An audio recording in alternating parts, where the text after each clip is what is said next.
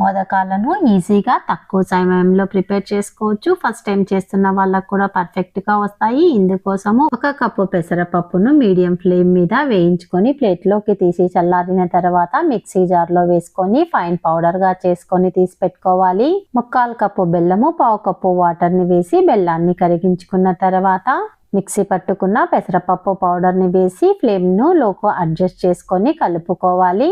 మిశ్రమము pan కు అంటుకోవటం లేదు. Stove off చేసి ఇలాచీ పౌడర్ ను 1 స్పూను నెయ్యిని వేసి కలిపి ఒక ప్లేట్ లోకి తీసుకొని చల్లారనివ్వాలి. మీకు నచ్చిన డ్రై ఫ్రూట్లను మిక్సీ జార్ లోనికి వేసుకొని బరకగా మిక్సీ పట్టుకున్న తర్వాత ప్రిపేర్ చేసుకున్న పెసరపప్పు బెల్లం మిశ్రమంలోకి వేసి కలుపుకొని మోదకాల ప్రిపరేషన్ కోసము మౌల్డ్ తీసుకొని నెయ్యిని అప్లై చేసి పిండిని అందులో పెట్టి బాగా ప్రెస్ చేసి ఎక్స్ట్రా పిండిని తీసేసుకోవాలి. మోదకాలు అయితే ప్రిపేర్ అయిపోయినాయి. వినాయక చవితికి ఒకసారి ఇలా ట్రై చేయండి. ఎలా వచ్చిందో కామెంట్ చేయండి.